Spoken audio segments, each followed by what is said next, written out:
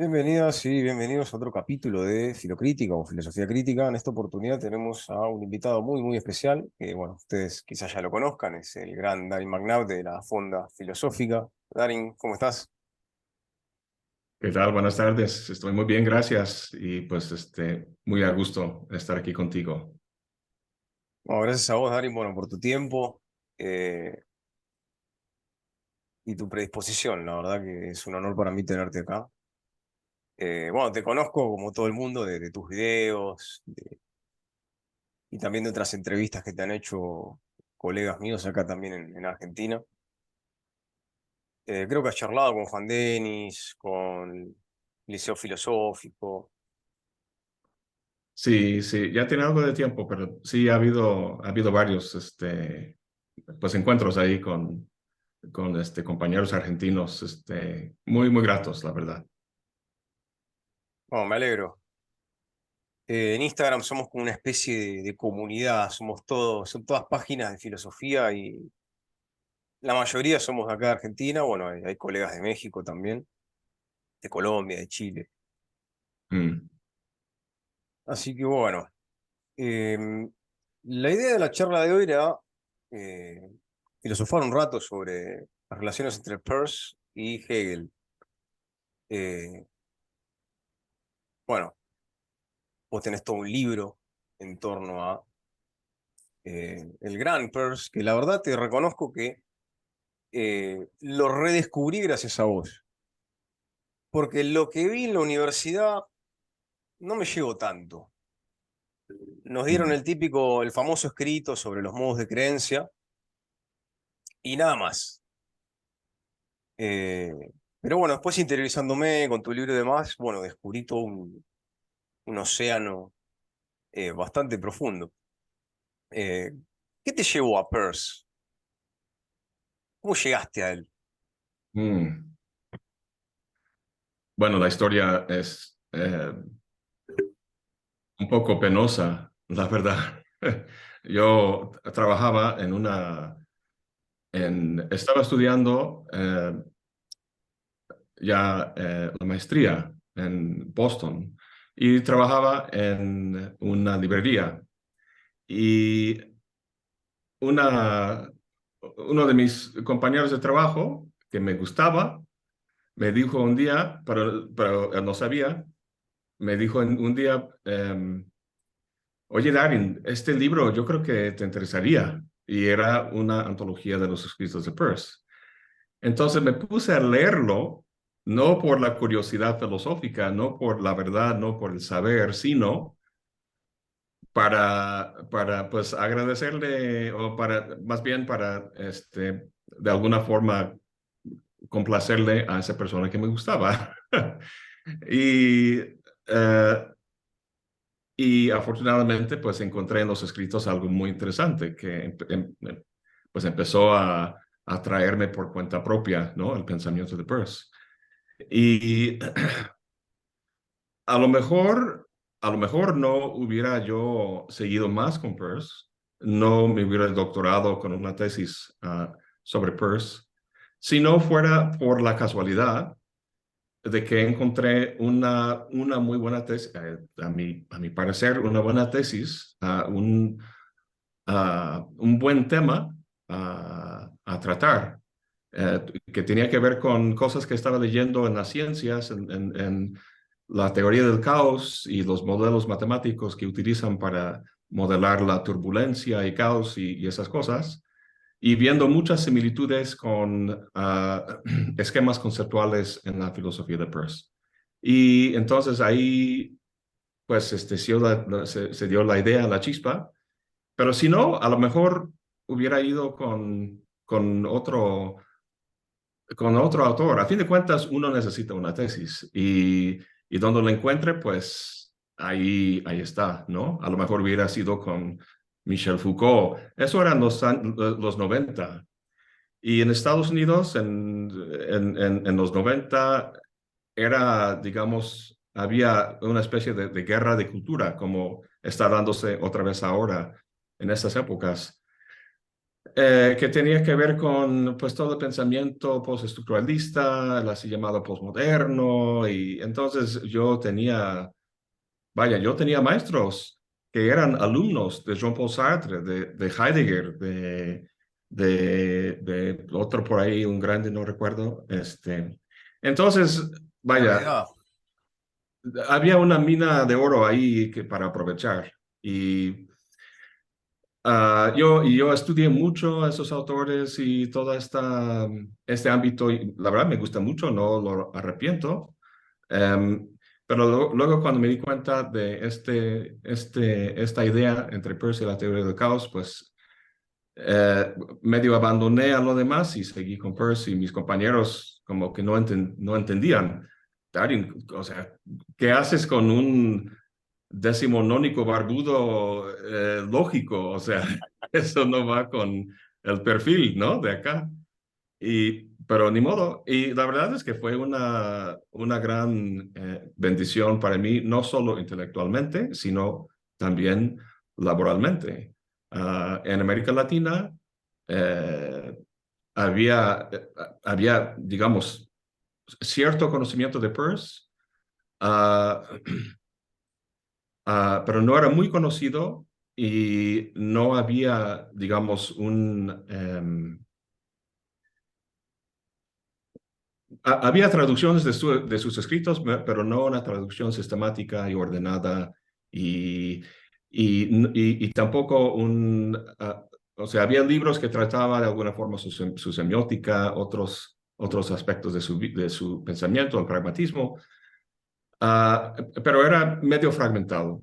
Entonces, pues fui con el Fondo de Cultura Económica para plantearles la traducción y estaban interesados precisamente porque hacía falta, ¿no? Si yo hubiera tratado Foucault, pues Foucault así súper tratado, traducido, conocido aquí en América Latina. Entonces no habría yo tenido digamos, ese nicho, ¿no? Y eso es lo que Peirce me dio. Entonces hice las traducciones, que salió en 2 tomos con el título Obra Filosófica Reunida, y luego, unos años después, el libro de introducción a su pensamiento, Hombre, Signo y Cosmos. Y entonces, pues sí, eso fue como llegué yo a Peirce. La verdad que llenaron un vacío, porque Sí, hasta ahora traducido había muy poco. Ahora, bueno, gracias a vos y al Fondo de Cultura Económica tenemos los escritos reunidos en 2 tomos, bastante grandes los tomos. Y bueno, toda la introductoria que también viene a llenar otro hueco. En los 90 en Estados Unidos, creo que aparece recién ahí, ¿no? Libros como El género en disputa, de Butler. sí, bueno, lo que pasa con Estados Unidos es que la mayoría de los departamentos de filosofía son de corte analítica, Claro. trabaja la filosofía analítica. Entonces, sí, Putnam, Quine, Rorty empezó digamos, la escuela analítica. Yo fui a estudiar la maestría y doctorado en Boston College, que es una universidad, como le llaman, continental, o sea, que trabaja Claro. más que nada filosofía continental. Pero es una minoría, es una gran minoría. Entonces, bueno, entre los grupos, los sitios, las universidades donde se enseñaban y trabajaban esos autores, existía, digamos, esos pleitos, esos debates entre los posmos y la filosofía moderna y tal y cual. Entonces no fue una cosa así como en todos Estados Unidos. En la mayor parte de los departamentos de filosofía no hubo ningún drama. Los analíticos son bastante, pues, aburridos, ¿no? El único drama que tuvieron es cuando Rorty, pues, eh, abandonó, ¿no? Ese grupo y se convirtió en el así llamado neopragmatista y para muchos pues medio posmo.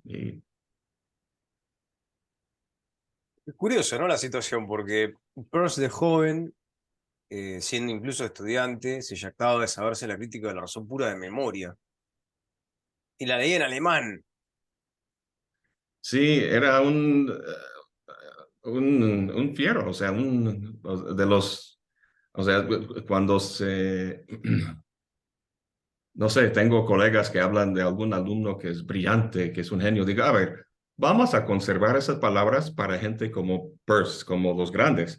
Y luego hay que ir hasta no sé cuántos niveles abajo para decir, esta persona cabe aquí. Pero cuando hablamos de genio, tiene que ser para gente como Peirce, y lo era.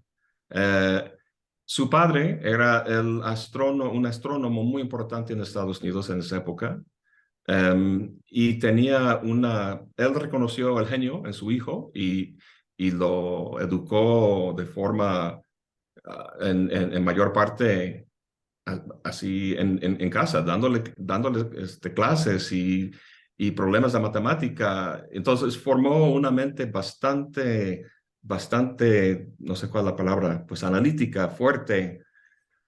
Y, pero afortunadamente, um, lo bueno de Peirce, muchas de las cosas buenas de Peirce, desde mi punto de vista, es que sí, por un lado, Peirce tiene ese gran interés y preocupación por la lógica, y no solamente eh, así como un pasatiempos o algo en sí mismo, sino estaba tratando de entender la naturaleza del mundo. Trabajaba como científico en United States Coast and Geodetic Survey. No sé, no recuerdo cómo traduje eso en el libro. Vaya, una instancia del gobierno de Estados Unidos que se ocupa de las fronteras, cuestiones topográficas, la medición de muchas cosas, ¿no? Y entonces él hizo muchos experimentos y estaba muy conocido en el mundo científico en Europa, en Estados Unidos, pero tenía esa gran inquietud filosófica de entender cómo es posible que yo descubra la naturaleza del mundo, ¿no? Entonces, y esto le llevó más allá, digamos, de una lógica en el sentido así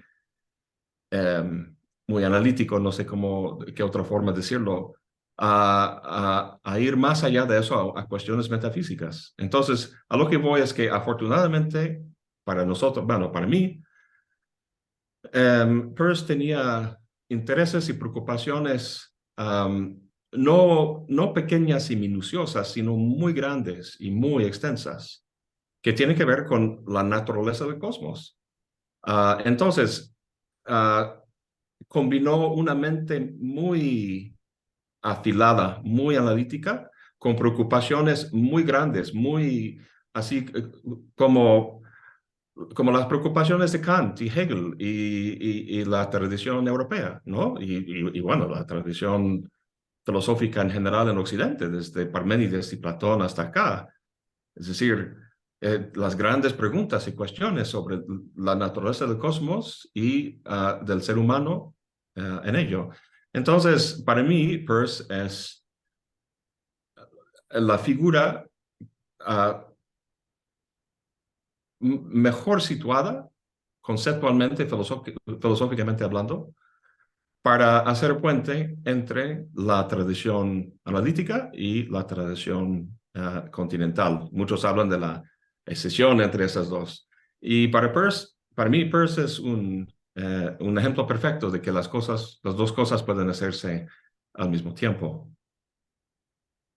Claro, incluso en términos de pensamiento contemporáneo, tanto la corriente analítica cuanto la continental, los dos hacen hoy en día al menos mucho hincapié en el lenguaje. De un lado, Sí, bueno, desde el análisis lógico y del otro, bueno, desde otra perspectiva, ¿no?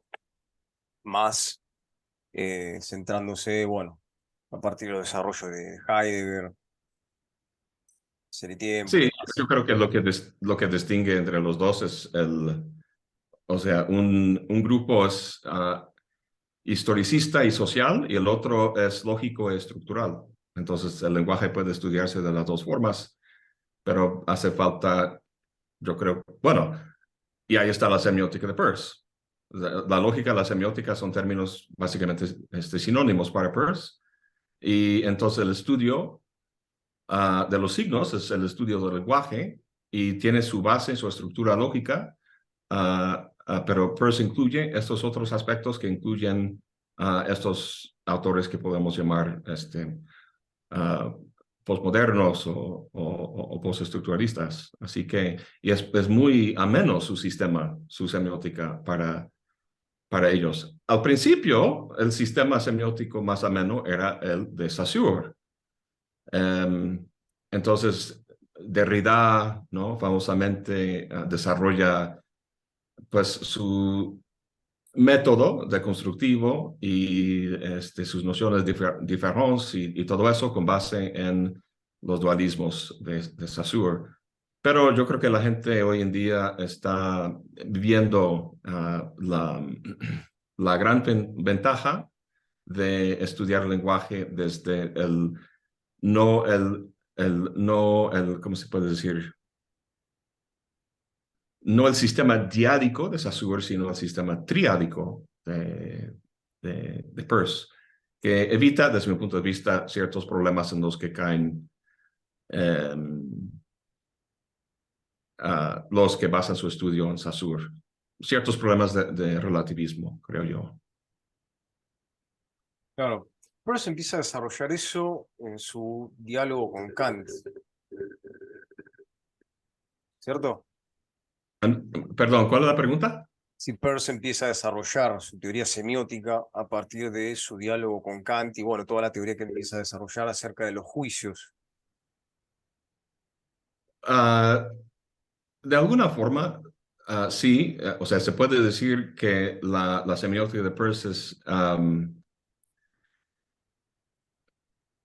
bueno, la verdad es que esto empieza, la necesidad de desarrollar su estudio de los signos, se desarrolla a partir de sus primeros escritos uh, en los que critica y deja, o sea, arrasa, digamos, con las bases de la filosofía moderna en Descartes. Entonces, em, ¿cómo se llama? No recuerdo cómo lo traduje. La verdad es que tiene algo de tiempo que no trabajo directamente a Peirce, así que se me van de la mano ciertos títulos. Cuestiones acerca de ciertas facultades atribuidas al hombre, uno de sus primeros escritos. Y ahí cuestiona la doctrina del intuicionismo de Descartes.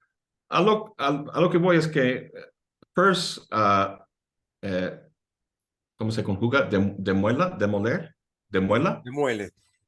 demuele las bases antropológicas del cartesianismo.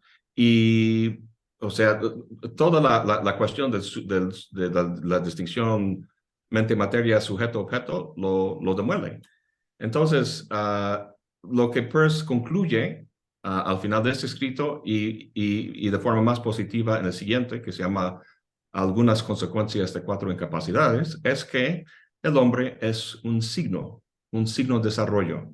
No es una sustancia, no es una cosa, sino que es una actividad, básicamente una relación lógica o sígnica que se da entre tres elementos.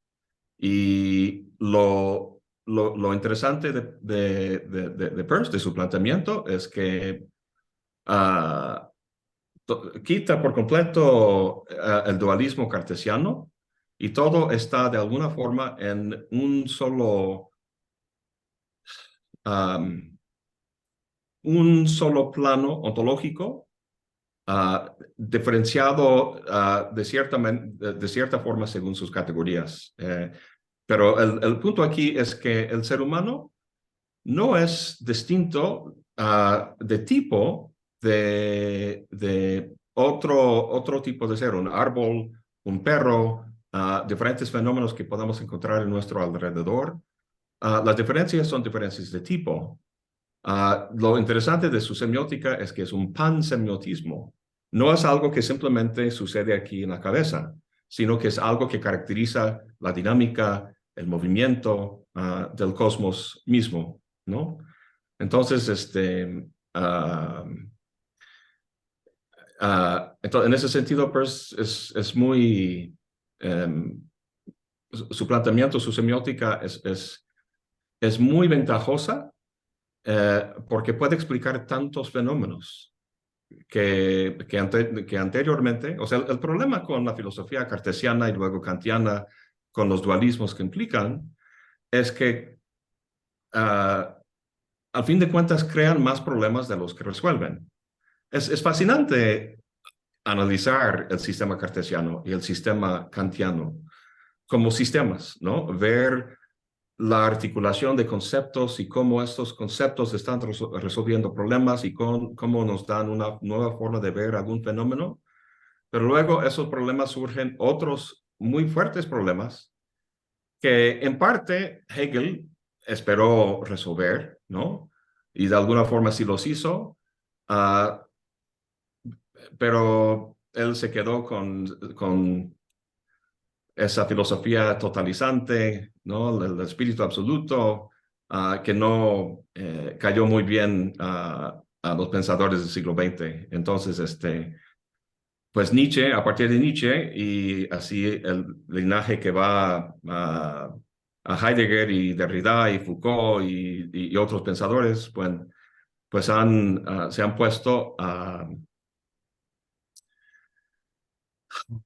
puesto a criticar ese marco moderno, pero pasando de un extremo a otro. Y entonces lo que me gusta de Peirce es que él critica este marco moderno, dualista, del sujeto, pero no va necesariamente al otro extremo, donde todo está socialmente construido y contingente uh, pues medio relativo, ¿no? Entonces, Peirce desecha el sujeto, pero no tira al bebé, digamos, de la tina, como decimos en inglés. No sé si eso se encuentra también o sea, cuando echas el agua sucio de la tina del bebé, pues hay que tener cuidado no echar también el bebé, ¿no? Claro, Y claro. pues Peirce yo creo que conserva el bebé. Claro, o sea, es una de las consecuencias, ¿no? De lo que podríamos llamar, ¿no? Este giro semiótico. ¿Es un pensar sin sujeto? ¿O qué pasa con el sujeto en todo esto? Porque uno de los pilares de la deducción de las categorías en Kant es la percepción trascendental, ¿no? Es decir, yo pienso que debe poder acompañar a todas mis representaciones, de lo contrario, estas no serían nada para mí. O sea, ese lugar ahora lo ocupa el signo. Sí, lo que Peirce hace con Kant es que simplemente hace una transformación semiótica de ese esquema conceptual del sujeto, del entendimiento y la sensibilidad. Eh, lo que, vaya, Peirce, el problema con Descartes y Kant es que están buscando la certeza.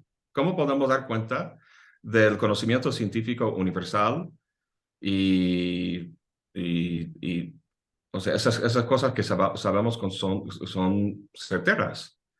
Eh, bueno, aquí hablando solo en términos de la primera crítica de Kant. Peirce, um, ¿cómo se puede decir? Peirce baja sus expectativas, digamos. Lo que se genera,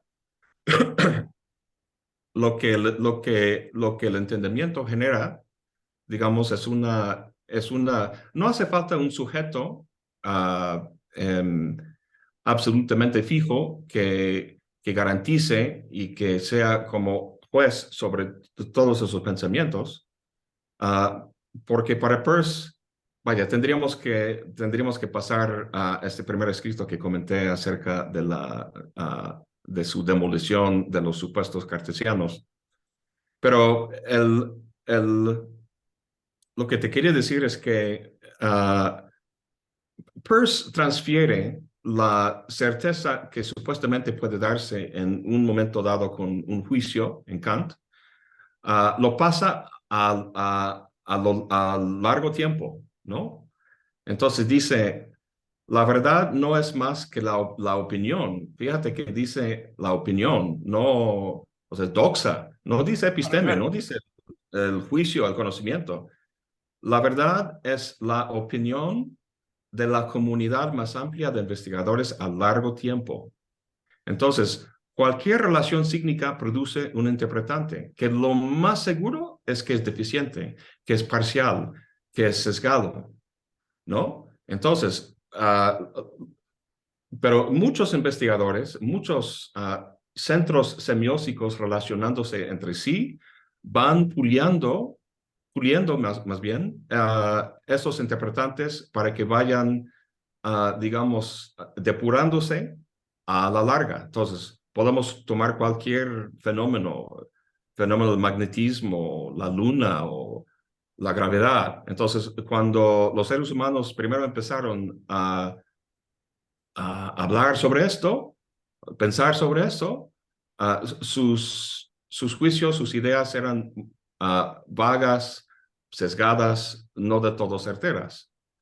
Y entonces, con la comunicación con otros investigadores, ciertas creencias, ciertas interpretaciones van quedándose de un lado y hay cierta convergencia, esa es la palabra que utiliza.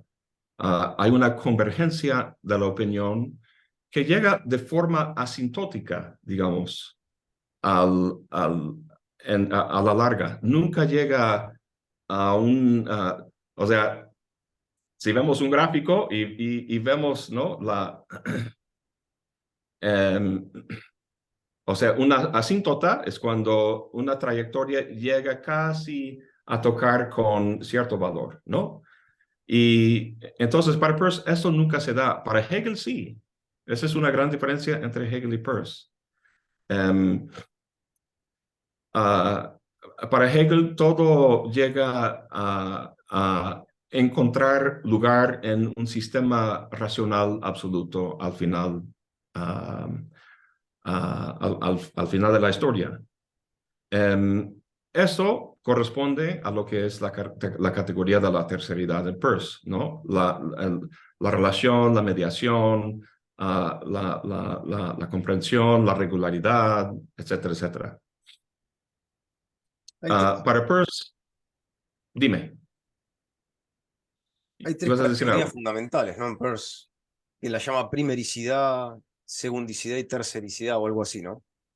Primeridad, segundidad, terceridad. Ahí está. Sí, eso.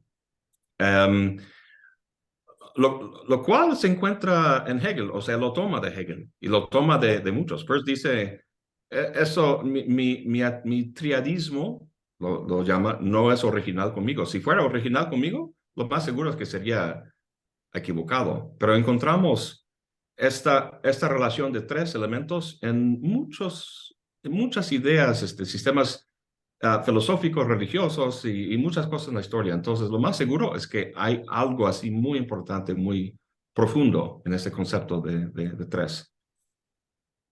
Y entonces, Peirce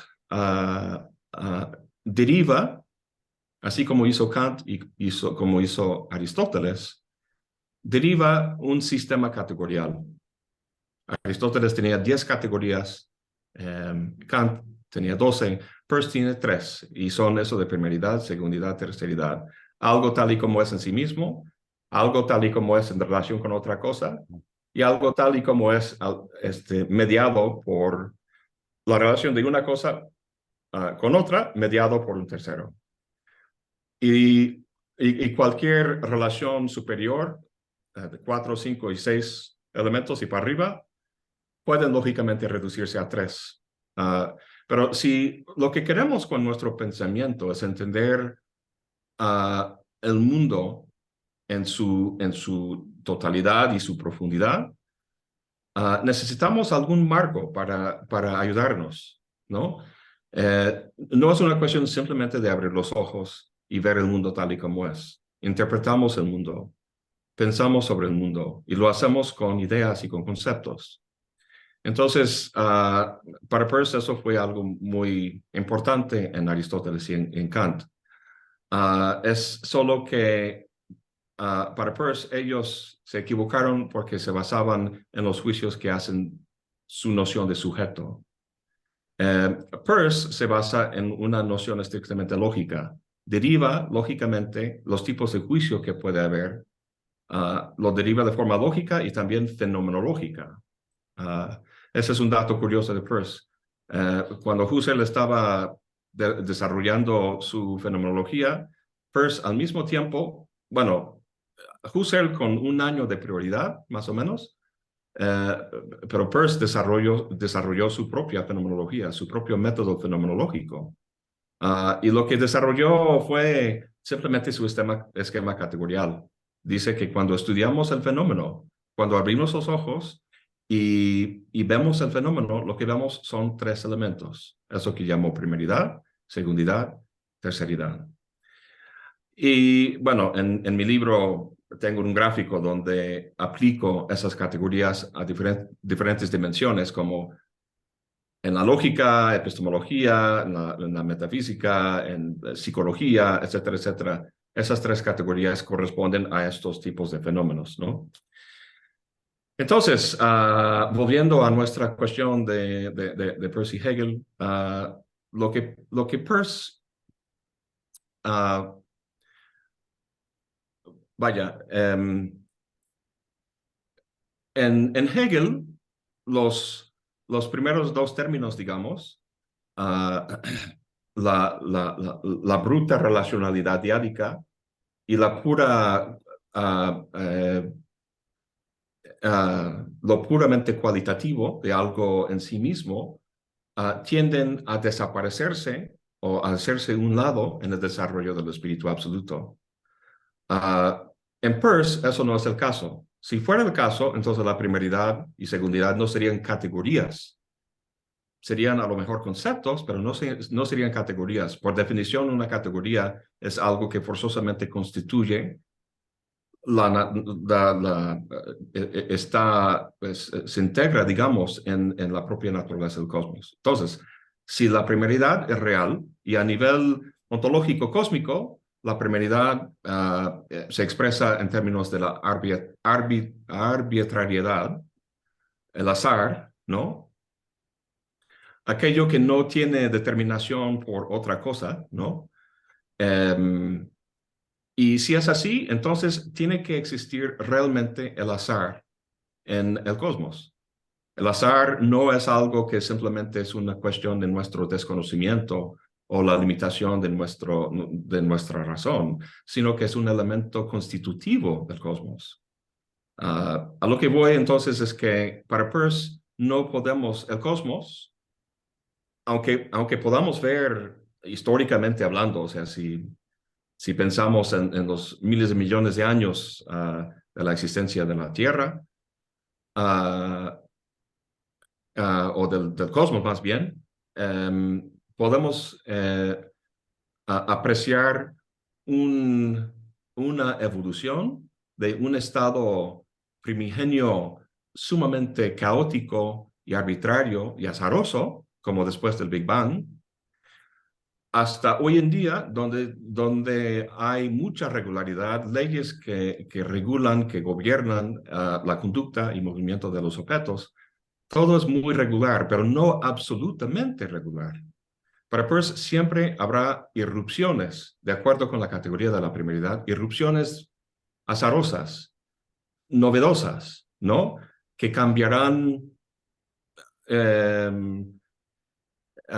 algo del comportamiento del cosmos. Entonces, y eso para él es como un organismo vivo, ¿no? Nosotros somos como, o sea, nosotros como organismos somos como el cosmos en ese sentido. Si fuéramos absolutamente terminados y acabados y racionales, seríamos robots, y no lo somos. y, y ya estoy hablando demasiado, no recuerdo cuál era la pregunta original, perdón. No, no pasa nada. Excelente, Ah, excelente explicación. No, te había preguntado sobre las tres categorías fundamentales en Peirce. sí, Me llama la atención lo que mencionabas, ¿no? De Husserl. Husserl escribe las Logische Untersuchungen en las investigaciones lógicas en el 1900, 1901. exactamente. ¿El desarrollo de Peirce es más o menos en esos años? ¿El desarrollo fenomenológico? Sí, a ver, aquí tengo mi libro. Busque, busque tranquilo. Sí, a ver si aquí tengo el dato. 79, a ver. Em,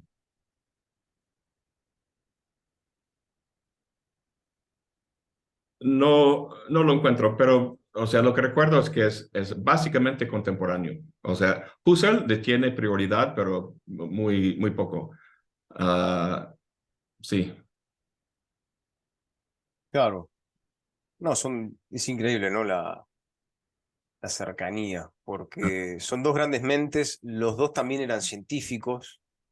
Husserl llega a la filosofía de indagar los fundamentos de la matemática. Bueno, Peirce tiene sus propios escritos matemáticos también, sí. pero en relación con lo que venimos charlando, Husserl se autoproclama cartesiano. Sí, las meditaciones cartesianas. O sea, o sea, la fenomenología no puede hacer caso omiso de algún concepto de sujeto, ¿no? Al que se le aparecen los fenómenos. Ah, Claro. no soy así gran experto en el pensamiento de Husserl, así que no puedo decir así con precisión cómo está el asunto aquí. Eh, Ah, pero sí, no, los dos eran, bueno, ahora sí, hombres decimonónicos, barbudos, matemáticos, lógicos. Y lo curioso, aquí hay otro dato curioso. Em, en esta época está Peirce por este lado del Atlántico, está Husserl por el otro y también el gran Frege, ¿no? Gottlob Frege. exactamente. El, entonces, esos dos personajes, Frege y Husserl, son los progenitores, ¿es correcto? Progenitor. Sí, sí, sí. O sea, Sí, o sí, el padres, punto lo de mismo. partida, los padres, digamos, que dan paso, en el caso de Frege, a toda la tradición, la filosofía analítica, Claro. y en el caso de Husserl, o sea, el asistente de Husserl fue Heidegger, ¿no? Ujú. Entonces tenemos Heidegger, tenemos Sartre, tenemos toda esta tradición fenomenológica que informa tanto, bueno, el existencialismo de gente como Sartre, Merleau-Ponty y una tradición que llega a las reflexiones de Derrida y Foucault incluso en el postestructuralismo. Entonces, Husserl va por ahí, bueno, lo que él hizo, uh, Frege va por allá, entonces, y aquí en medio está Peirce. Peirce al mismo tiempo, más o menos que Husserl, desarrolla un método fenomenológico. Y también, en el caso de Frege, Peirce desarrolla ¿cómo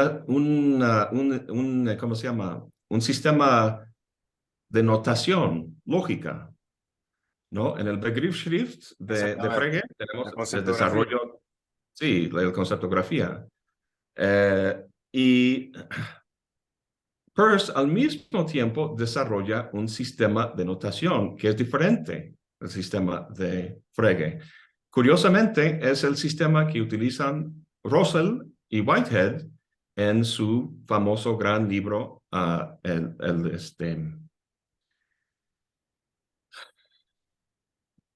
Principia ay, matemática.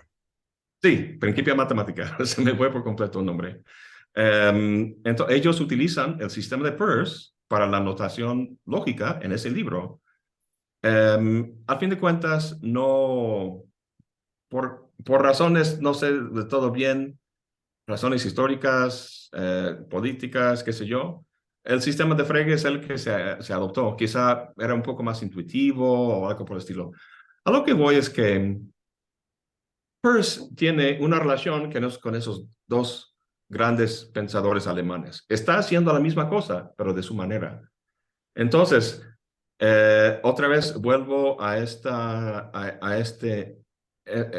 observación de que Peirce es el mejor situado para hacer puente entre esta tradición aquí y esta que va por acá, porque hizo las dos cosas que lleva en un camino medio, que a lo mejor, pues, al cabo del siglo XX, ya en estas primeras 2 décadas del siguiente, la gente ya está cansada en cierta medida con esas dos tradiciones y encuentran en Peirce pues una frescura, una forma interesante y de mucha ayuda, digamos. Entonces yo creo que mucha gente está descubriendo a Peirce como una alternativa muy viable entre esas dos tradiciones para forjar una nueva forma de resolver los problemas que se encuentran de esos dos lados. A mí me llama la atención porque mientras Peirce barre con la tradición cartesiana, bueno, tenemos a Husserl reivindicándose cartesiano y bueno, partiendo, hay una nota al pie muy importante en un texto de él que se publicó póstumamente, no lo llegó a terminar. Es que es conocido, ¿no? La crisis de las ciencias europeas y la fenomenología trascendental. Él habla de una especie de irrupción que tuvo mientras escribía las investigaciones lógicas, de un a priori de correlación, es decir, una correlación, digamos, que se da de forma independiente de la experiencia, entre el mundo y la conciencia del mundo. Y bueno, a partir de ahí, todos los desarrollos en torno a la teoría de la intencionalidad, ¿no? Eh, en Peirce no hay un ego trascendental. No, como te había comentado, lo trascendental en Peirce se transporta, digamos, o sea, lo vemos en Kant y en Husserl. Él lo transporta a la convergencia asintótica de la comunidad más amplia de investigadores, simple y sencillamente. Ese Claro. punto final es para utilizar un término de la teoría del caos, es el atractor trascendental, ¿no? Que hace que las cosas tengan esa consistencia entre sí. Perdón, continúa. Eh, claro, el atractor extraños, ¿no? Sí, sí. Tu tesis de doctorado, creo que la primera de todas, pues vos llegás a la filosofía, pero a partir de las ciencias, ¿no? Yo estudié biología en la licenciatura, sí. Entonces, yo tengo la licenciatura en biología. Técnicamente soy biólogo, aunque nunca lo he practicado. Y bueno, entonces, en cierto sentido, tiene sentido que llegué a Peirce, porque Peirce también era, bueno, él era científico, yo no era científico. Simplemente tengo el estudio y también el gusto por la ciencia. Um, entonces, y luego descubrí la filosofía en el tercer año de estudios de la licenciatura. Empecé a tomar varios cursos de filosofía, me gustaba mucho, y tomé la decisión de cambiar de ruta, de camino, y estudié pues por mi cuenta, leí mucho y fui a estudiar la maestría luego en Boston y luego el doctorado. Claro, si mal no recuerdo, vos tenías algún escrito en torno a lo que es el atractor extraño y la teoría del caos. Hasta tengo un video ahí en la Sí, funda. sí, exactamente. Sí, sí, sí. Ah, no sé, no recuerdo. Estuve 23 años, trabajé 23 años como académico en la Universidad Veracruzana. Yo ya salí del mundo académico hace un año y medio y no recuerdo eh, en mi currículum, viste, a lo mejor hay algo ahí que escribí, pero no recuerdo. Mm. Sí. No, te lo preguntaba en relación a lo que mencionabas de Peirce, ¿no? Esta capacidad que tiene de explicar en el concepto, va, mejor dicho, la categoría de Mm. primeridad, esta cuestión muy, muy, muy primigenia de, bueno, en términos ontológicos, ¿no? El cosmos, cómo aparece. Sí, Sí, sí.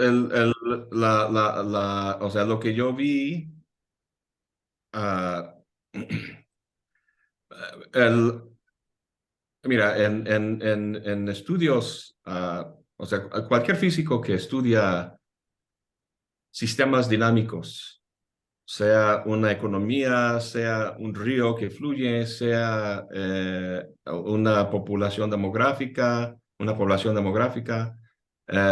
cualquier sistema dinámico cuyas variables cambian sobre el tiempo, necesita algo para modelar el cambio, ¿no? Entonces, tienen diferentes modelos para modelar diferentes grados o niveles de dinámica en un sistema. Um, Sin embargo, esos modelos no logran um, modelar la conducta en sistemas turbulentos, como un huracán, en un infarto, ¿no? del corazón, en una caída de la bolsa, de algo así drástico, donde hay mucha turbulencia. Entonces, um, los teóricos de la teoría del caos encontraron un modelo que desarrollaron con el advenimiento de las computadoras, que llamaban extraño. Y lo llamaban extraño porque reconciliaba dos fenómenos aparentemente extraños, o sea, aparentemente contrarios, ¿no? Um, a ver, en un sistema dinámico turbulento, las trayectorias de las variables no se repiten. Si yo tomo si yo tomo un péndulo, ¿no? Y le hago así, eh, se repite, ¿no? La trayectoria se repite. Si estuviera en el espacio, donde no hay fricción, entonces esto iría eternamente así, ¿no? Y si graficáramos, no sé si se puede decir, mapeáramos Sí, sí. uh, esto en un gráfico, lo que encontraríamos sería una cosa muy sencilla, un círculo, ¿no? Sobre la X y Y coordenadas. Um, entonces, en esos tres modelos que utilizan, o al menos utilizaban, porque esto lo estudié yo en los años 90, seguramente ha cambiado 25 años después, más, no, más tiempo, casi 30 años después. Uh, en un sistema turbulento, no se encuentra esta repetición así tan sencilla. Ni siquiera la repetición de como poblaciones de preso y depredador, ¿no? Que va para arriba y luego abajo, arriba, abajo. Um, Sino que las trayectorias son infinitas en un sistema dinámico, turbulento. Entonces, lo que los teóricos de la teoría del caos, los físicos, lograron hacer con ese nuevo modelo que llamaban extraño, es que lograron tomar esa trayectoria infinita y lograron meterlo en un espacio finito de lo que llaman el espacio de fase. Y eso descubrieron que es posible debido a la geometría fractal, los famosos fractales.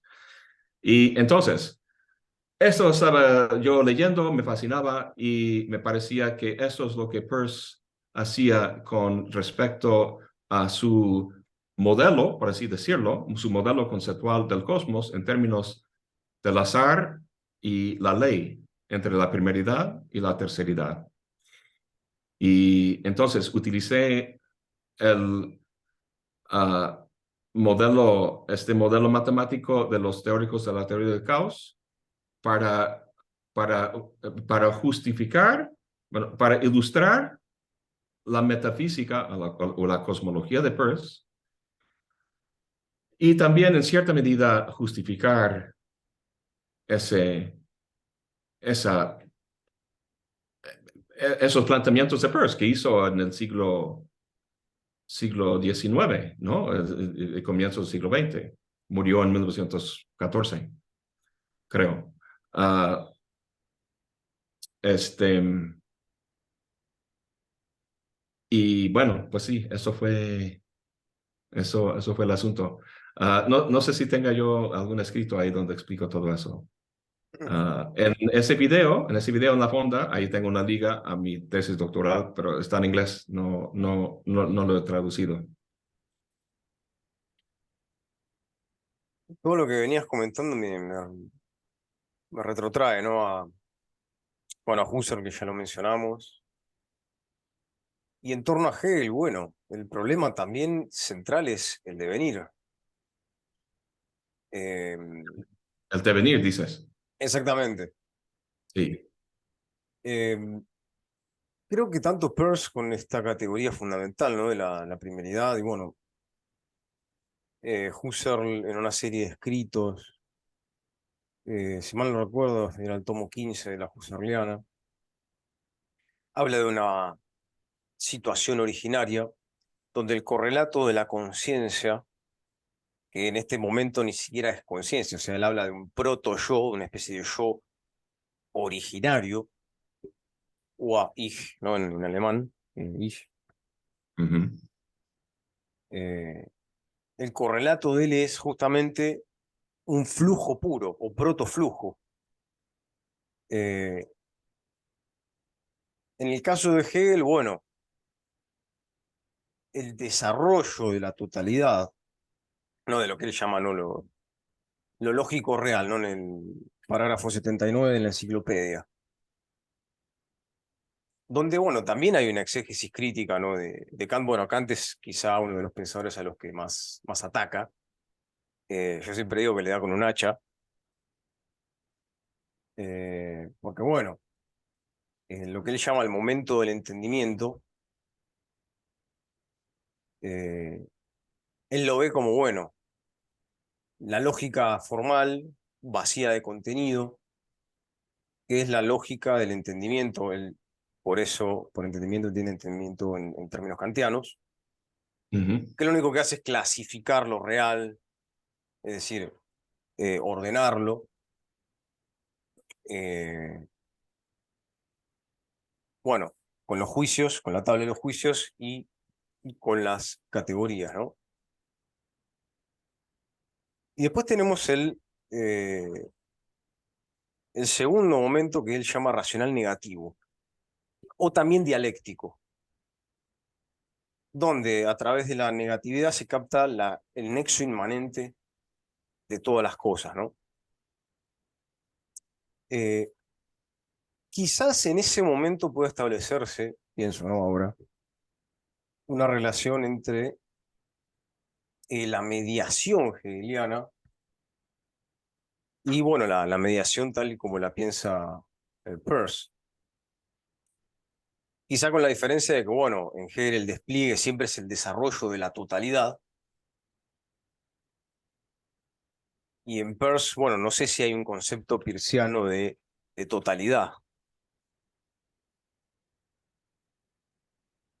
Bueno, sería un punto, iba a decir regulativo, como en sentido kantiano, pero no exactamente. Ah, ah, eh, vaya,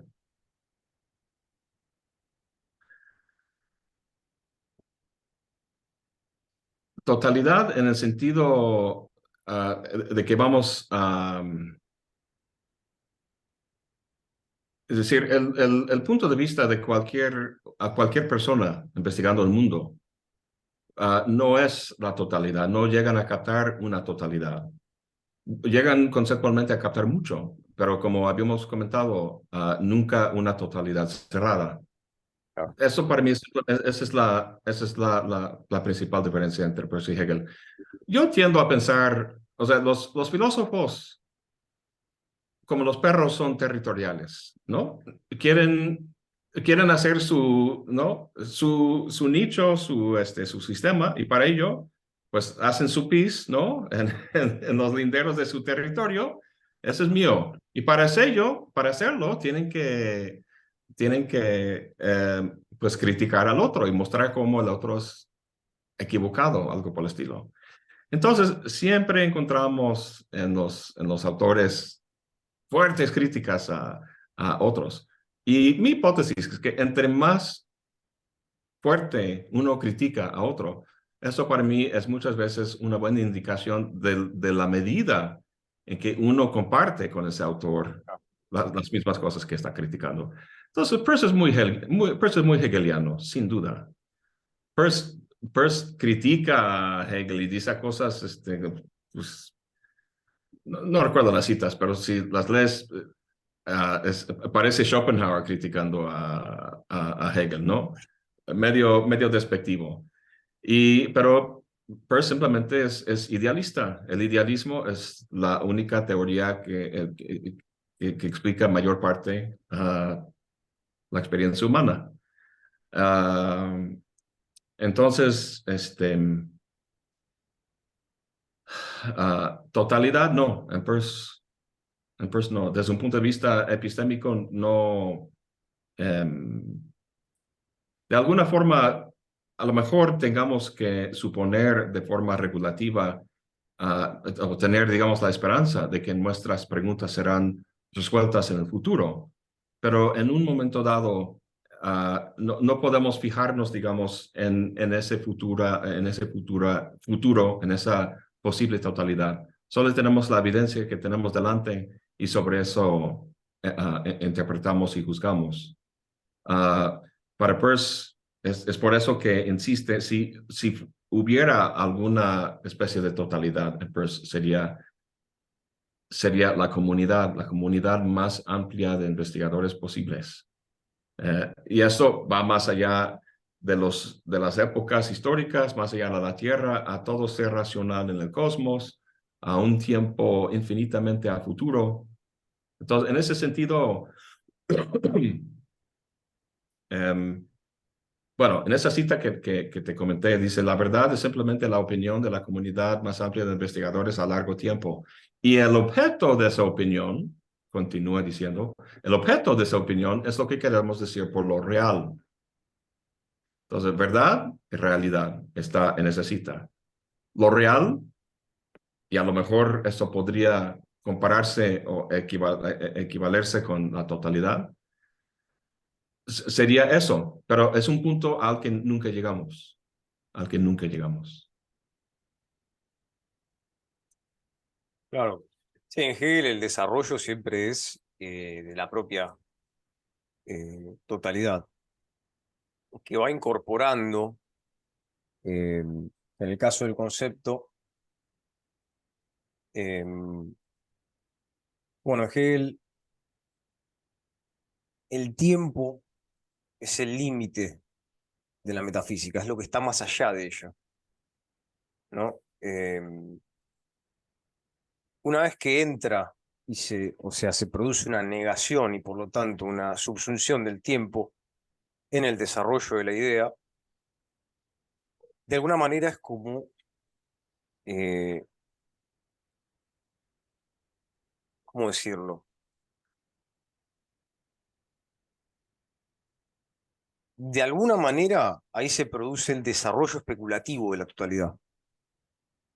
O sea, la génesis especulativa que se hace a través de horizontes de sentido eh, especulativos. Es decir, en ese horizonte se da la fundamentación de la metafísica que, bueno, es lo que busca hacer Hegel en su crítica a Kant. De lo que hace al concepto de apercepción trascendental, eh, lo que hace Hegel es notar que este yo pienso como esta percepción o esta conciencia de sí que debe poder acompañar a todas mis representaciones, en el fondo es un yo que ya está escindido. ¿Decía qué? Perdón. Es un yo que está escindido, o sea, Ah, dividido, como sí, partido. sí, sí. Sí. Ahí justamente aparece el concepto del espíritu, ¿no? Ese yo que es un nosotros y el nosotros que es un yo como justamente una unidad sintética, que bueno, ahí Sí. ya pasamos a lo que es el tercer momento, ¿no? De lo lógico, el momento racional positivo, Mm. ¿no? Donde se supera la unilateralidad de, el momento anterior, ¿no? Se capta la positividad de todo el juego anterior de oposiciones. Pues ahorita en lo que has dicho, sería interesante ver otra diferencia, hablando en esa cuestión del tiempo, en que para Hegel todo esto es ah, anamnesis, ¿no? Para yo utilizar el término griego de recordar. Eso es un trabajo de recordar lo que pasó. Am, y, o sea, el famoso, ah, ¿cómo se llama? La lechuza o el búho que llega. Hugo de Minerva emprende su vuelo en el crepúsculo, sí. La cita de Exactamente. la filosofía del derecho.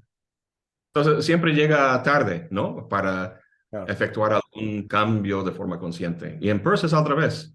Si Hegel está fijado en el pasado, Peirce está fijado en el futuro. El significado de cualquier signo es su interpretación a futuro. Y es como algo que lo trajera de forma eh, eh, como causa, no sé si causa final o causa formal en Aristóteles, pero es algo dirigido, todo dirigido hacia el futuro y el desarrollo hacia el futuro. No hay realmente sentido de reminiscencia en Peirce como en Hegel. Es algo que tendría que pensar más a fondo, pero eso del tema del tiempo en Hegel es Es muy complejo, enredado. es muy complejo. Sí. Em, bueno, la anamnesis se refleja justamente en este sentido, ¿no? De el saber absoluto. Es Mm. el saber que lo absoluto tiene de sí, en tanto lo absoluto es mediación, ¿no? O sea, la razón en Hegel siempre es razón que sabe o que sabe algo determinado, ¿no? Ujú.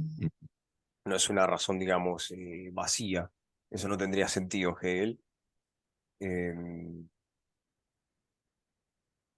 pero bueno, el concepto justamente eh, de recuerdo, en tanto es el modo que tiene el absoluto, digamos, de saberse a sí mismo. En el fondo es una traducción. En alemán se dice Erinnerung, recuerdo, Ujú. ¿no? Cuando al final de la fenomenología Hegel dice que el absoluto se hunde en su propia noche, en el fondo es una traducción de la anamnesis socrática, o socrático-platónica, si se quiere. Ujú. Ujú. Me gusta eso de esa idea, ¿no? De apuntar hacia el futuro en el caso de Peirce. Ujú. Pues yo ahorita te iba a comentar que, bueno, todo el mundo ha criticado a Hegel, ¿no? Sí. Hegel es el objeto más Enemigo común público y número uno. sí, sí, el número uno casi. Y entonces te digo que últimamente no, o sea, um, realmente no he estado metido en el pensamiento de Peirce y en parte porque he dejado la academia y también en parte por los videos que hago en la fonda, ¿no? Siempre estoy metido en otras lecturas y tal. Sin embargo, un autor que estoy leyendo mucho, que sí fue muy influido también por Hegel, pero también lo critica mucho, es Adorno, Teodoro Adorno. Ah, entonces, vaya, la dialéctica, la, mm, la dialéctica hegeliana, que sería la semiótica persiana, Adorno lo trata en términos de la negatividad. O sea, No. su obra maestra se llama La dialéctica negativa. Y esto me resulta muy interesante, importante, llamativo. hoy en día con, no sé, um, Peirce es, digamos, como un Aristóteles o un Kant intelectual, conceptual, científico, la naturaleza del cosmos y tal, y es fascinante y estoy de acuerdo con muchas cosas. Pero Peirce no me ayuda mucho en pensar el presente en términos de la sociedad, la injusticia social, las cosas que están pasando, la persona que grita de hambre en la calle, ¿no?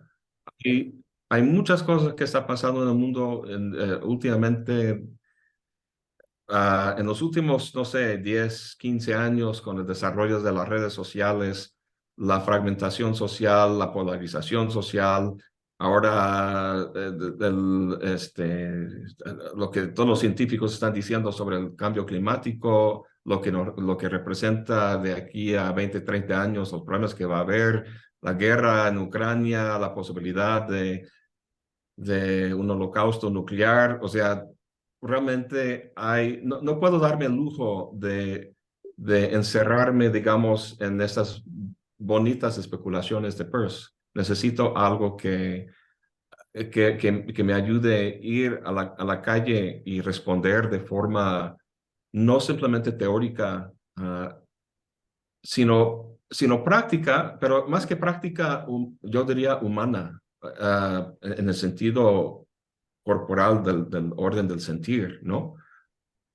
Poder sentir lo que está pasando y reaccionar de una forma pensante, pero al mismo tiempo, no sé cómo decirlo, al mismo tiempo afectivo,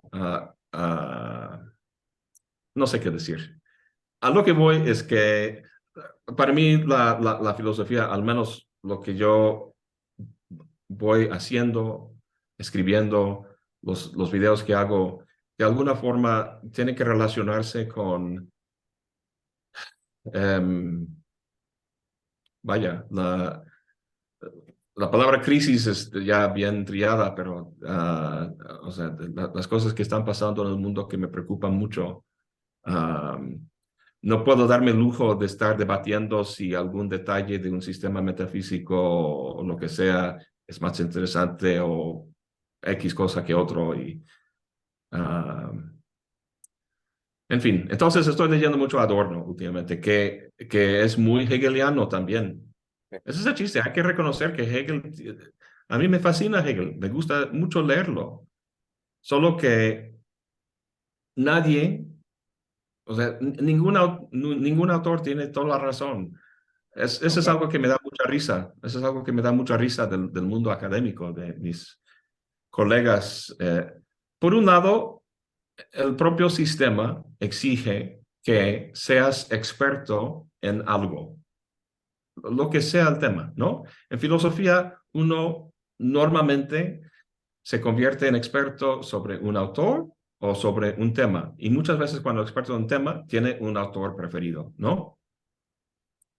Entonces, yo, por las razones penosas que comenté al principio, fui con Peirce y entonces, si estuviera en la academia todavía, pues sería yo conocido más o menos como persiano. Ah, pero en los encuentros, en los congresos, los académicos pelean entre sí casi a muerte, ¿no? Así como convencidísimos de que su punto de vista es el correcto, ¿no? Y que los demás, pues, tienen que abandonar lo suyo y sumarse al de él. Y a lo que voy es que ningún autor, ningún ismo, ningún punto de vista tiene razón en todo. Entonces, decir de Hegel no sirve, es una estupidez total. Entonces, yo cada vez más trato de incorporar en mi propia postura filosófica, epistémica, intelectual, que dice Nietzsche en alguna parte, dice, entre más ojos mejor para ver las cosas. Claro. Entre más ojos mejor para ver las cosas y Entonces, está también el decir, de Aristóteles, ¿no? Todo tiene un grano de verdad. Y entonces, en fin, me callo porque no sé a dónde voy. Bien. No, sí, es cierto. Te iba a preguntar si hay una ética en Peirce. No sé si la hay. A Vaya, juzgar por lo que vos me decís, no, pero no lo sé. la ética es una de las ciencias normativas. Está lógica, ética, estética. Y la verdad es que es un sistema, o sea, no es un sistema ético en el sentido que ayuda a nosotros a entender nuestro deber con el otro, o qué hacer en las circunstancias, los dilemas en nuestra relación con el mundo y con otros seres humanos, pues qué hacer. No, para mí no tiene ética ah, bueno, está la lógica, ética, estética. Eso corresponde a la terceridad, segundidad, primeridad. Lo interesante para Peirce es que la lógica depende de la ética y la ética depende de la estética para su funcionamiento. Entonces, no sé, la ética simplemente para Peirce es, uh, en tanto una expresión de la segundidad, es la ciencia de la relación de fines con medios, no recuerdo cómo lo dice. Pero a lo que voy es que no, vaya, Peirce, es que la filosofía de Peirce es muy científica, epistémica, epistemológica. Lo ¿No? que le interesa, lo que está a la base de su pensamiento, uh, es una preocupación científica por la verdad. ¿Cómo ha de ser el cosmos para que la verdad sea posible y sea posible que la descubramos nosotros? Con eso dicho, debería decir que las condiciones para encontrar, digamos, la verdad son condiciones sociales que tienen a su base una especie de comunismo o socialismo o amor cristiano. O sea, estrictamente hablando, cuando Peirce habla de la ciencia normativa de la ética, ahí no encuentro sustento o algo que me ayude a dirigirme al mundo. Pero tiene varios escritos donde habla un escrito que es el último escrito de su serie sobre su serie metafísica, al final del primer volumen de la obra filosófica reunida, que se llama El amor evolutivo. Entonces dice cosas muy interesantes sobre el amor y la comunidad, o sea, la comunidad de investigadores, pero todo eso se aplica, digamos, a una visión, no sé, socialista, comunista, de ninguna manera individualista, capitalista como hoy en día. Él lo critica mucho, mucho en sus escritos. O sea, todo lo que tenga que ver con el individuo así en su reino absoluto como jefe de sí mismo y tal y cual, así como si Peirce hubiera leído a Ayn Rand, por ejemplo, Atrás. hubiera vomitado el señor. ¿No? O sea, entonces, fíjate qué interesante tu pregunta, porque sí, Peirce, vaya, sí, pues de alguna forma tiene una postura que al menos según mis valores y gustos en cuanto a cuestiones sociales y políticas, eh, eh, van para mí lejos en retratar un mundo que supere las injusticias y problemas que tenemos hoy en día, solo que no forma parte, estrictamente hablando, de su concepción de la ética como una ciencia normativa. Claro, o sea, hay Sí, algo ahí, hay algo así, muy interesante. hay algo ahí. Sí, Pero bueno, no es que se puso a desarrollarlo como si desarrolló su semiótica u otros campos del saber. Eh, así es. bueno, curiosamente el pensamiento hegeliano, bueno, dio pie a el pensamiento marxista, bueno, que nos guste o no, dio pie a una de las revoluciones más grandes de la historia, y no solo revoluciones teóricas. Claro, Eh, claro. con lo cual, sí, en Hegel hay, al menos Sí, hubo un germen revolucionario que los hegelianos de izquierda supieron apropiarse, y bueno, su versión del propio sistema hegeliano de por medio, bueno, le sirvió para desarrollar, en el caso de Marx, toda su crítica a la economía política, ¿no? ujú, Es muy sabido que Marx tuvo, digamos, a mano el tomo de la ciencia de la lógica de Hegel a la hora de desarrollar el capital. claro. De hecho, se han establecido equivalencias, por ejemplo, la categoría de capital en el propio capital, o mejor dicho, la categoría de capital no, la categoría de valor suele equipararse a no, ni siquiera es una categoría en Hegel, pero bueno, suele equipararse al ser en la lógica Ajá, hegeliana, ¿no? El famoso inicio de la lógica de Hegel, no ser, nada, devenir. Bueno, sí. en Marx aparece ahí el valor. Ah, bien, bien. No, yo no sé bien de eso, así que, este, Claro, o sea, el elemento fundamental de la economía política, al menos capitalista, es lo que Marx llama en alemán, ¿no? El Wert, el valor. sí, sí, sí, Y bueno, a partir de ahí empieza a desarrollar toda su teoría del valor trabajo y demás. claro. Y bueno, en el caso de Adorno está este intento de abrir la, la totalidad, ¿no? De la dialéctica hegeliana. Bueno, Y, lo interesante de Adorno es que él critica mucho al idealismo como tal. Él es materialista. ujú, Entonces, o sea, vaya, hablamos de cómo Peirce demuele las bases cartesianas de la filosofía moderna. Sin embargo, continúa de alguna forma el proyecto moderno en el sentido de ser idealista, compartiendo esto principalmente con Kant. Adorno es un fuerte crítico al idealismo. Entonces, el concepto tiene un alcance limitado con respecto al objeto que trata de subsumir. Ninguna subsunción es total. Siempre hay algo que el concepto no, no capta o no claro.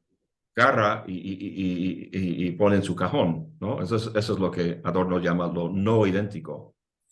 Entonces, no hay una identidad total entre concepto y objeto, como en el idealismo, ¿no? Tanto en Hegel como en Peirce vemos o sea, en Hegel mucho más que en Peirce, pero hay una superación de esta relación de no identidad, ¿no? Al fin de cuentas, a la Claro. larga en Peirce y a la larga en Hegel, o sea, llega a haber esa identidad. Y eso es lo que Adorno cuestiona, porque la totalidad que existe hoy en día, la totalidad social, es una totalidad de dominación que crea sufrimiento y que hace que la experiencia humana sea muy parca, muy desgastada, muy superficial.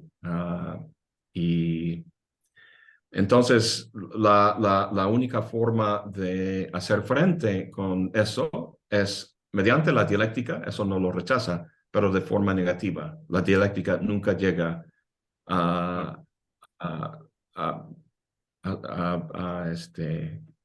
subsumir de forma general y definitiva los particulares ahí abajo. Ya no se da la Aufhebung, ¿no? En todo caso. Así es, así es. O sea, Entonces la siempre sustitución o reconciliación, si se quiere. es, es una constante cuestionamiento dialéctico de los resultados del pensamiento, no dejando que caigan de forma tranquila en un nivel de generalidad ya resuelta, ¿no? Que podamos poner un cajón y ya está resuelto eso. Claro.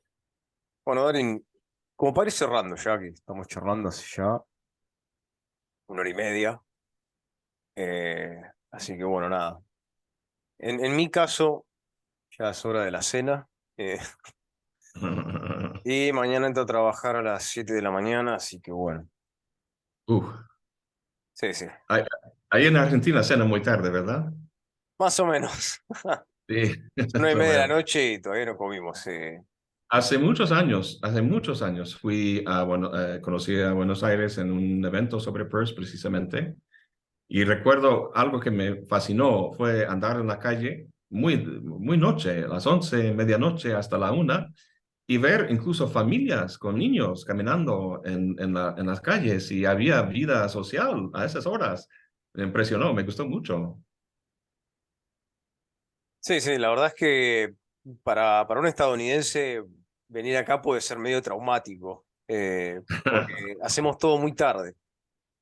Sí, sí, Eh, pero bueno, eh, no sé, está bien, hay, está hay muy bien. especialistas que ya plantearon que, al menos en lo que hace a la educación, habría que empezar un poco más tarde, porque si nos acostamos a la 1 o 2 de la mañana no tiene mucho sentido que nos levantemos a las 6:30 para entrar a Mm, trabajar, no sé, a las 7:30, 7:20.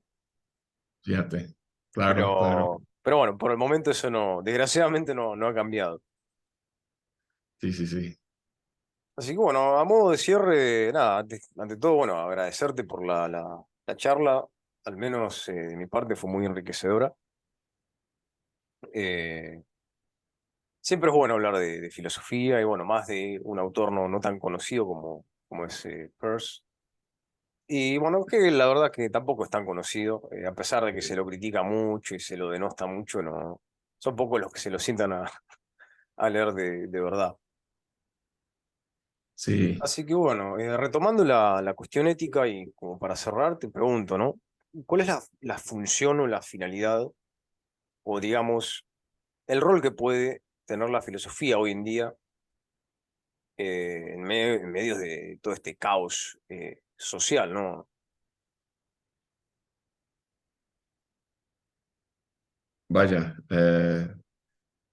Nunca, nunca sé muy bien cómo responder a este tipo de pregunta.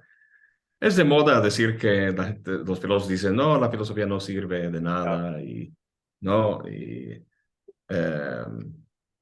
lo que sí, creo que lo que diría es que la filosofía, bueno, estoy pensando en términos de la cultura popular que encontramos en Internet, por ejemplo, en las redes, en canales de YouTube, en diferentes medios en los que la filosofía se, se comunica, se habla, se trata, se discute. Am, Muchas veces veo como la filosofía presentada en términos de una consolación, ¿no? Y pienso en el famoso libro de Boecio, ¿no? claro, La consolación de la filosofía. Bueno, pobre Boecio, ¿no? Ah, en la cárcel y enfrentando la muerte y entiendo que en ese contexto, pues la filosofía eh, puede servir muy bien como consolación. Pero sería fácil ver la tormenta, digamos, histórica, social avicena, avicena que viene o que está sobre nosotros y simplemente querer refugiarse, ¿no? En algo que me hace sentir bien, algo que, no sé, de forma así como en la Torre de Marfil, simplemente encerrarme. Y si uno tiene cierto, no sé, nivel económico o capacidad de supervivencia, pues toda la filosofía puede ser así. Para mí esto me parece fatal. La filosofía debería enfrentarse con las condiciones históricas y las cosas que determinan, que son una buena parte de nuestra experiencia humana y de lo que somos. Ah, hay que, vaya, Adorno fue muy famoso por no salir a las trincheras y a las marchas y protestas con sus alumnos. Sus alumnos querían, estaban muy influidos y inspirados por su pensamiento y querían que fuera a protestar y exigir el cambio de no sé qué, bla, bla, bla, y no lo hacía. Sí. Él sí era muy así de la filosofía, el pensamiento es algo que tiene que hacerse con mucho tiempo, paciencia y cuidado. Ah, lo que, ah, bueno, te voy a decir lo que la filosofía hace para mí en estos momentos de tribulación global y esas cosas. Yo creo que, vaya, estoy por cumplir 57 años de edad, así que yo recuerdo un tiempo en el que no existía el Internet y todos los medios de comunicación que tenemos hoy en día. Ah, yo creo que, ah, vaya, muchos problemas, a ver, lo que voy a decir va a sonar así como ingenuo, como si todo empezó hace unos 15 años. Claro que hubo grandes problemas políticos, históricos y todo eso, ah, pero el desarrollo del Internet y las redes sociales han facilitado una fragmentación social, una diseminación de información basura y de una confusión general en la gente, bárbara, ¿no? Que no, de alguna forma no existía antes, al menos no existía a este grado. Te había comentado hace poco que veo muchos colegas en el mundo académico que andan totalmente convencidos de su punto de vista y van así peleando, batallando y tratando de ganar, sea lo que sea. Y para mí, entonces, esas identidades o tribus, ¿no? Que se vuelven así certezas, van chocándose entre sí y están causando esos problemas. Entonces, para mí, especialmente en el trabajo que hago en el Fondo Filosófico, lo que yo espero hacer en mí mismo y lo que espero suscitar de alguna forma en los que ven mis videos es un cuestionamiento constante de nuestras certezas y nuestras verdades. Uh, es muy difícil, es un trabajo muy difícil. En el próximo video, ya tiene más de 2 meses que no subo un nuevo video. Tuve que salir del país y atender unos asuntos familiares y ya estoy de vuelta y en el próximo video voy a tratar precisamente esta cuestión. El video se trata de una enseñanza que recibí de mi padre. Y entonces yo creo que podría responder mejor tu pregunta en mi próximo video, porque he tenido el tiempo para así plantearlo bien, todo bien ahí. Entonces lo dejo con eso. Y pues con un agradecimiento, pues te agradezco por esta oportunidad de charlar. Siempre me gusta hablar de estos temas y también de Peirce. Este, así que pues muchas gracias. No, gracias a vos, Dani, de verdad. Y bueno, esperamos tu próximo video. Y sí, es cierto, desgraciadamente Hay muchos colegas que están en una especie de competencia encarnizada, que en el fondo es la competencia que se promueve desde el propio sistema a través de las instituciones, ¿no? A través de la mercantilización de la filosofía, esta producción acelerada y de papers y esta lógica capitalista del rendimiento, de que tenés que producir y producir y producir. Así O es. sea, también ha inundado invadido el mundo académico, ¿no? Así que bueno, ahí tenemos la filosofía para, no solo para criticar eso, sino también, bueno, para poder transformarlo, ¿no? Es mi parecer, ¿no? Mm, Así que bueno, ujú. dale, nada, muy agradecido por la entrevista y bueno, nada, te mando un abrazo. Te esperamos en Argentina cuando vengas. Muy bien, muy bien. Y Ojalá sea pronto. ojalá, ojalá. Así que bueno, un gran abrazo. Nos Muy estamos viendo. bien. Gracias. Vamos, Hasta vamos. luego.